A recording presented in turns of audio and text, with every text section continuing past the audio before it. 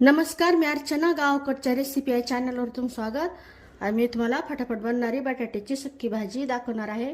त्यासाठी मी बटाटे असे कट करून सालीसहित कट केलेले कच्चे बटाटे आणि पाण्यात स्वच्छ धुवून घेतलेले 2-3 पाण्याने स्वच्छ धुवून घ्यायचे.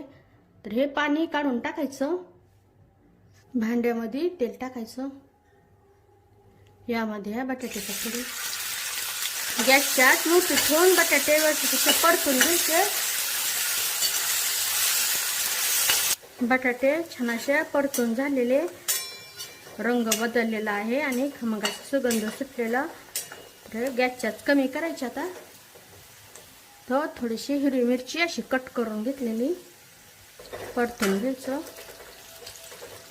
यामध्ये बारीक कट केलेला कांदा, सगळं साहित्य तुमच्या आवडीनुसार टाकायचं. कांदा टाकल्यानंतर ही परतून घ्यायचा. गॅसच्या गरजेनुसार आता कमी जास्त करायची. हे परतवत असताना बटाट्याला तळाला जे चिकट लागलेलं ते पण खरडून घ्यायचं, म्हणजे बटाट्याची छान अशी चव लागते. फक्त करपू द्यायचं नाही. हे कांदा बी व्यवस्थित असा परतवला गेलेला, बटाटाही असा एकदम असा शिजला गेलेला आहे. यामध्ये बारीक केलेला लसूण टाकल्यानंतर व्यवस्थित असं परतून घ्यायचं. गॅसच्या कमीच ठेवायची. हळद टाकायची. तो हिरवी मिरची टाकलेलीच आहे, पण जास्तीत चवीसाठी घरगुती मसाला तुम्ही लाल तिखटही वापरू शकता किंवा आवडीचा कोणताही मसाला, किंवा काही नाही टाकायची गरज, फक्त हिरवी मिरचीच वापरायची. मिक्स करून घ्यायचं.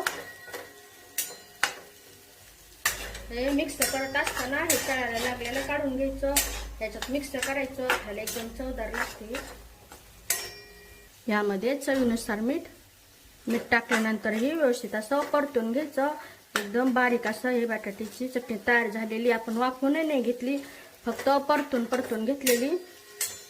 एकदम मस्त अशी बटाट्याची चटणी तयार झालेली. एकदम मऊ पडलेला आहे, अजिबात कच्चं नाही राहिलेलं. गॅस बंद करायचा. यावर भरपूर अशी बारीक कट केलेली कोथिंबीर. फटाफट अशी बटाट्याची चटणी तयार झालेली, एकदम टेस्टी. तुम्ही जर एकदा बनवली तर नेहमी बनवाल. नक्की बनवून पहा या पद्धतीने. बटाटा कसं झालं ते मला कमेंटमध्ये सांगा.